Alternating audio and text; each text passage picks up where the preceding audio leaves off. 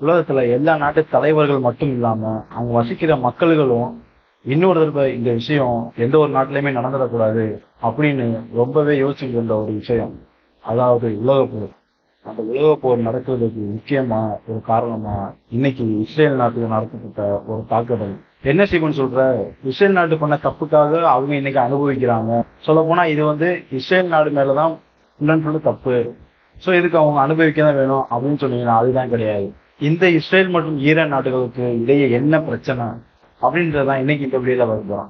Hi and hello viewers, welcome to dame makers. நான் உங்க Steven.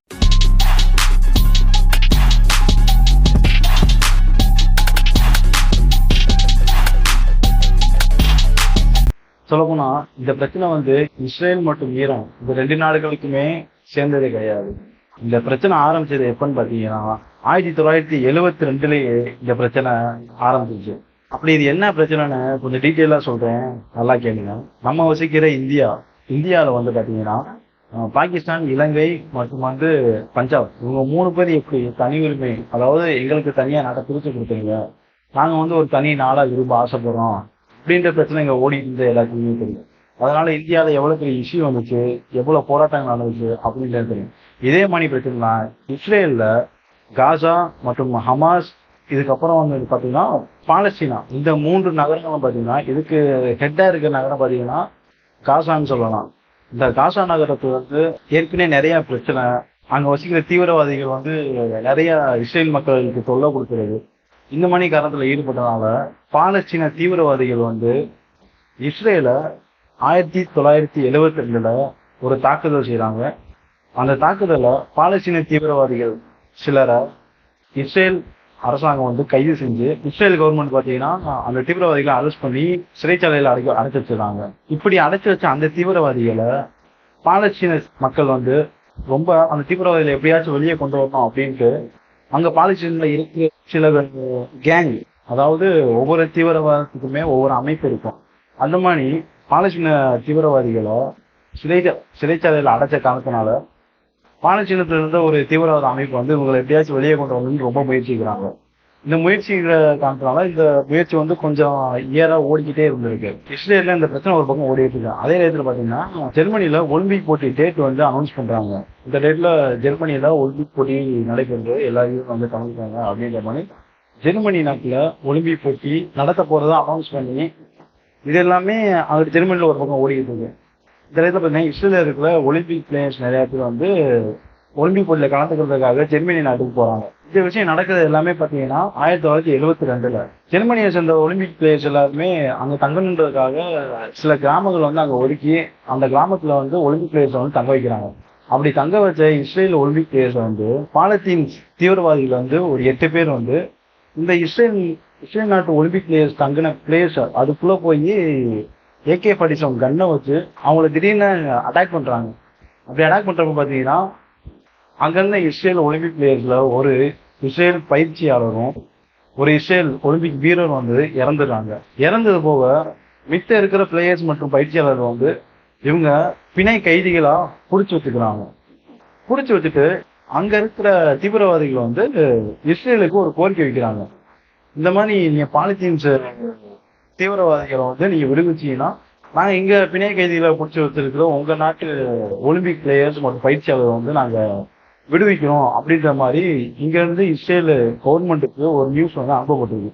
இதை கேட்ட இஸ்ரேல் கவர்மெண்ட் இல்ல இந்த நியூஸ்ல இருக்கிற மாதிரி பண்ண முடியாது அப்படின்னு அப்ப இருந்து இஸ்ரேல் தலைவர், அதாவது கோல்டா மேயர்ன்றவர் சொல்லியிருக்காரு. இது கொஞ்சம் வாக்குவாதமா போயிட்டு இருந்த ரைட்ல பாத்தீங்கன்னா அதுக்கப்புறம் இஸ்ரேல் தலைவர் சரி நம்ம இதுக்கப்புறம் எதுவுமே பண்ண முடியாது, நம்மளுக்கு நம்ம நாட்டுகளோட பிரஜைகள் தான் தேவை, அது முக்கியமானது ஒலிம்பிக் பிளேயர்ஸ் நிறைய பயிற்சியாளர்கள் இருக்காங்க, அவங்க தான் நம்ம நாட்டோட பின்ன சன்னதிகளை நல்லபடியா ஒரு ஸ்போர்ட்ஸுக்கு கொண்டு போறவங்க அப்படின்ட்டு சரி நான் இங்க இருக்கிற தீவிரவாதிகளை விடுவிக்கிறேன், இந்த மாதிரி எகிப்து நாட்டுல இந்த தீவிரவாதிகளை நான் விடுவிச்சிறேன், அதே டயத்துல நீங்க பாத்தீங்கன்னா எங்களோட நாட்டு பிரஜைகளை விடுவிச்சிருங்க அப்படின்னு ஒரு கோரிக்கைக்கு பேசி இது சால்வ் ஆகி, இது போக தீவிரவாதிகள் என்ன கோரிக்கை வச்சிருக்காங்கன்னா நாங்க தப்பிச்சு போறதுக்காக எங்களுக்கு ஒரு பிளைட் வேணும், அது வரைக்கும் பணைய கைதிகள் எங்க தான் இருப்பாங்க, இந்த பிளைட்ல நாங்க ஏறினதுக்கு அப்புறம் இந்த பணைய கைதிகளை நாங்க விடுவிச்சிரும் அப்படின்னு சொல்லி இது ஓரளவு பேசி முடிக்கிற டைப்ல பாத்தீங்கன்னா ஜெர்மனில இருந்த போலீஸ் அவங்க பாத்தீங்கன்னா இவங்க 2 பேருக்கும் பேச்சுவார்த்தை நடந்திருந்தா அந்த டைத்துலயே பாத்தீங்கன்னா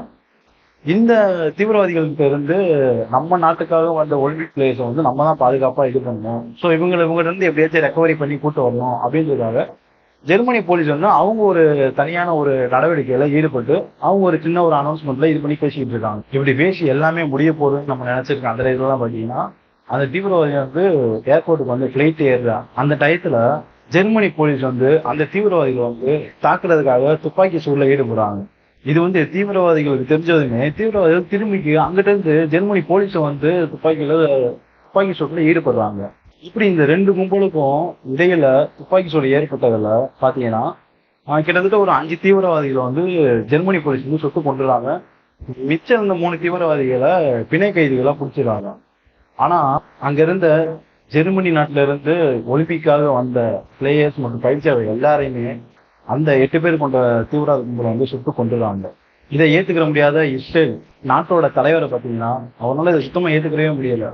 இந்த மாதிரி நம்ம நாட்டோட முக்கியமான ஒலிம்பிக் பிளேயர்ஸை வந்து இந்த மாதிரி தீவிரவாதி சுட்டு கொண்டுட்டாங்க, இவங்க தீவிரவாதிகளோட கைகள் வந்து எல்லாமே போய்கிட்டே இருக்கு, இதுக்காக என்னமாச்சும் ஒன்று பண்ணணும் அவனால தாங்கிக்கிற முடியாம அப்பயே இஸ்ரேல் நாட்டோட தலைவர் அதாவது கோல்டா மேயர் என்பவர் வந்து இந்த தீவிரவாதி கும்பல்களை வந்து அடிமுட்டத்தோட அழிக்கணும், அதனால சில முக்கியமான யாருக்குமே தெரியாத உளவாளிகளை வந்து பாலஸ்தீன்ஸ் அந்த பிளேஸுக்கு வந்து இஸ்ரேல் நாடு தலைவர் வந்து அனுப்பி வைக்கிறாரு. இந்த மாதிரி அங்க என்ன நியூஸ் ஓடிக்கிட்டு இருக்கு இது எல்லாமே எனக்கு தெரியணும், இதுக்கு காரணமானவங்க எல்லாத்தையுமே நம்ம கண்டிப்பான முறையில படுகொலை செய்யணும் அப்படின்ற மாதிரி ஒரு நியூஸை வந்து அந்த உளவாளிகள் எல்லாத்துக்குமே சொல்லி அனுப்பி வைக்கிறாரு.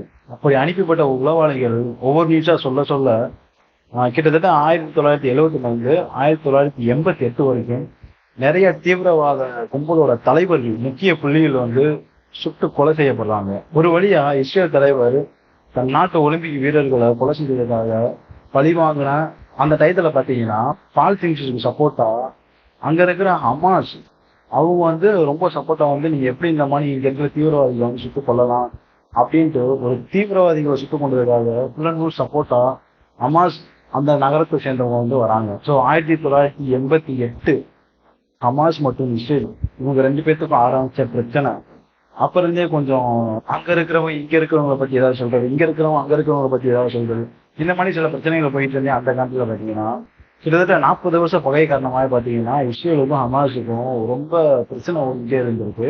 இந்த இடத்துல பாத்தீங்கன்னா இஸ்ரேல் நாட்டு பிரஜைகளை சில பேரை ஹமாஸ் பிளேஸை சேர்ந்த தீவிரவாத கும்பல்கள் நிறைய பேரை அங்க இருந்து பணைய கைதிகளை பிடிச்சி அவங்கள ரொம்ப கொடூரமா கொலை செஞ்சு அந்த வீடியோவை இஸ்ரேல் நாட்டுல இருக்கிற தலைவருக்கு அனுப்பியிருக்காங்க. இதை பார்த்த இஸ்ரேல் நாடு தலைவர் பாத்தீங்கன்னா ஹமாஸ்கிட்ட ஒரு பிளேஸ் இருக்கவே கூடாது அப்படின்ட்டு ஃபர்ஸ்ட் அண்ட் ஃபால் ஹமாஸ் மேல போட்டு இருக்கிறாரு. அதாவது இஸ்ரேலுக்குள்ள இருக்கிற ஒரு பிளேஸ் தான், இஸ்ரேலுக்குள்ள இருந்துகிட்டே இஸ்ரேல்ல இருக்கிற ஹமாஸ்ன்ற பிளேஸை வந்து இவர் வந்து தாக்குறாரு. அங்க இருக்கிற ஹமாஸ்ன்ற ஒரு மாநகரமே இருக்கக்கூடாது, அந்த மாநகரத்தை ஃபுல்லா அழிச்சிருங்க அப்படின்ற மாதிரி அங்க தாக்குதல் போய்கிட்டு இருக்கிற பாத்தீங்கன்னா இதுக்கு சப்போர்ட்டா தான் பாலஸ்தீன்ஸ் மற்றும் காசா. ஸோ இந்த இஸ்ரேல் தலைவர் ஹமாஸ் மட்டும் தாக்காம ஹமாஸுக்கு சப்போர்ட்டா வர கிட்டத்தட்ட எல்லா நகரங்களையுமே தாக்க ஆரம்பிக்கிறாரு. இந்த விஷயம் தான் இங்கிட்ட ஓடிட்டு இருக்கிறப்பதான் ஹமாஸ் பிளேஸை சேர்ந்த ஹசன் யூசப் அப்படின்ற ஹமாஸ் பிளேஸோட தலைவர் வந்து ஈரான் தலைவரை பார்க்க, அதாவது ஈரான் தலைவர்கிட்ட ஹெல்ப் கேட்கறதுக்காக அங்க போன இந்த டைத்துல தான் இஸ்ரேல் தலைவர் வந்து ஒரு முடிவுக்கு வந்தாரு. சரி, ஹமாஸும் ஒரு மிகப்பெரிய தீவிரவாதியா கொள்ளலாம், இந்த கும்பலை விட்டோம்னா நம்ம இஸ்ரேல் நாட்டுக்கே மிகப்பெரிய ஆபத்து பின்னாடி வந்துடும். ஸோ இதனால ஹமாஸ் தலைவர் அதாவது ஹசன் யூசப் அவரை வந்து எப்படியாச்சும் நம்ம கொண்டுணும், அவரை கொண்டுட்டா நம்ம இஸ்ரேல் மக்களுக்கு எந்த ஒரு பிரச்சனையுமே கிடையாது அப்படின்ட்டு ஹமாஸ் யூசப் அவரை கொலை செய்யறாரு. அவரு இந்த ஹசன் யூசப்பை கொலை செஞ்சது பெரிய விஷயமே கிடையாதுங்க. ஆனா அவரு இந்த ஹசன் யூசப்பை எங்க வச்சு கொலை செஞ்சாரு அதான் இப்ப மிகப்பெரிய இஷ்யூவா இருக்கு. ஹமாஸ் பிளேஸை சேர்ந்த ஹசன் யூசப் வந்து ஈரான் தலைவரை பார்த்து ஒரு முக்கியமான பேச்சுவார்த்தையில் ஈடுபடுறதுக்காக ஈரான் நாட்டு தலைவரை பார்க்கறதுக்காக போயிருக்காரு. அங்க அந்த மீட்டிங்கை முடிச்சுட்டு அங்க இருந்து கிளம்புறப்ப ஈரான் நாட்டுல வச்சுதான் ஹசன் யூசப் வந்து கொலை செய்யப்பட்டிருக்காரு. அப்படி ஈரான் நாட்டுல வச்சு ஹசன் யூசப்பை கொலை செஞ்ச அந்த காலத்தினால பாத்தீங்கன்னா ஈரான் தலைவர் வந்து மிக உச்சக்கட்ட கோபத்தை ஊற்றிட்டாரு. அது எப்படி நீங்க எங்க நாட்டுக்கு வந்த ஒரு முக்கியமான தலைவர் அவரை வந்து எங்க நாட்டுல வச்சு நீங்க கொலை செய்யலாம் அப்படின்ட்டு இப்போ ஈரான் நாட்டு தலைவர் அவர் வந்து என்ன சொன்னாங்கன்னா இஸ்ரேல நான் சும்மா விட மாட்டேன், பழிக்கு பழி வாங்கியே போயிடுவேன். இந்த தாக்குதலுக்கு முக்கியமான காரணமா அமெரிக்காவும் கூட இருந்திருக்கும். அமெரிக்கா கிட்ட எந்த ஒரு நியூஸுமே போகாம இஸ்ரேல் வந்து இவ்வளவு ஈஸியா எந்த ஒரு நாட்டையும் தாக்க முடியாது அப்படின்னு ஈரான் நாட்டு தலைவர் வந்து இப்ப இஸ்ரேல் நாட்டு மேல போர் தொடுத்து வந்துகிட்டு இருக்காரு. ஒரு 2 நாடுகளுக்கு நடந்துட்டு ஒரு சின்ன பிரச்சனை வந்து எப்படி உலக போரா மாறும், இது ஒரு விஷயமா அப்படின்னு கேட்டீங்கன்னா, இது ஆக்சுவலா இஸ்ரேல் நாட்டுக்கு நடந்துகிட்டு இருந்த ஒரு சின்ன பிரச்சனை. இது கொஞ்சம் அதிகரிக்க ஈரான் நாடு உள்ள வந்து இப்ப ஈரான் வாஸ் இஸ்ரேல் அப்படின்ற ஒரு பிரச்சனை ஓடிக்கிட்டு இருக்கு. இந்த பிரச்சனை கிட்ட பார்த்தாலுமே இன்னொரு பக்கம் பாத்தீங்கன்னா ஜெர்மனி மற்றும் உக்ரைன் அவங்க 2 பேருக்குள்ளயுமே கிட்டத்தட்ட ஒரு போர் ஓடிட்டு இருக்கு. அந்த போரை பத்தி நம்ம அடுத்த வீடியோல பார்ப்போம். இந்த 2 சைடுமே போர் ஓடிட்டு இருக்கிறத பாக்குறப்ப இந்த 4 நாடுகளுமே சேர்ந்து நிறைய நாட்டை உள்ள இன்வால்வ் ஆகுறாங்க.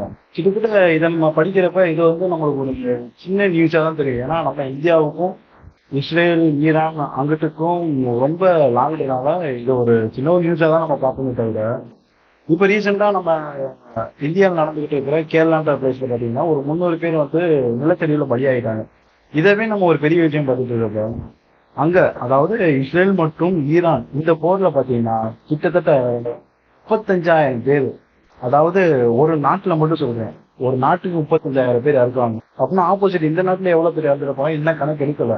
இதுல நிறைய பேர் பாத்தீங்கன்னா அந்த நாட்டுல இருந்து இல்ல இந்த நாட்டுல போர் வர மாதிரி இருக்கு, சோ இங்க இருந்து நம்ம வேற ஒரு நாட்டுக்கு குடியேறிடுவோம் அப்படின்ட்டு அந்த நாட்டுல இருந்து வேற ஒரு பக்கம் வந்து குடியேறி போனவங்களும் கிட்டத்தட்ட ஒரு 100%ல ஒரு 27% வேற நாட்டுக்கு குடியேறி போயிட்டாங்க. சோ இப்போ வந்து பாத்தீங்கன்னா உலகம் வந்து 3வது உலக போருக்கு ரொம்ப பக்கத்துல நெருங்கி போயிட்டு இருக்க ஒரு அறிகுறியா தான் இப்போ எல்லாருனாலையும் பேசப்பட்டுட்டு இருக்கு. இன்னைக்கு இந்த நியூஸ்ல பாத்தீங்கன்னா இன்னைக்குதான் அமெரிக்கா வந்து இதுக்குள்ள இன்வால்வ் ஆகுறாங்க. அதாவது இந்த 2 நாட்டுக்குமே அமைதி பேச்சுவார்த்தை வந்து நடத்துவோம், 2 நாடும் வந்து எந்த ஒரு போர்லையும் யாரையும் இனிமேல் எதிர்கொள்ள வேணாம் அப்படின்ட்டு ஒரு பேச்சுவார்த்தை வந்து இப்பதான் அமெரிக்கா வந்து இன்னைக்கு நியூஸ்ல வந்து வெளியிட்டிருக்காங்க. ஸோ இதை நல்லபடியா பேசி சுமூகமா எல்லா நாட்டு மக்களுக்குமே சென்றிருக்கேன். ஸோ இந்த மாதிரி உலகத்தில் நடக்கிற சில முக்கியமான விஷயங்களை பத்தி நீங்க தெரிஞ்சுக்கலாம். நம்ம டேமேக்கர் சேனல்லாம் மறக்காம லைக் அண்ட் சப்ஸ்கிரைப் பண்ணிக்கோங்க. ஓகே, பாய்.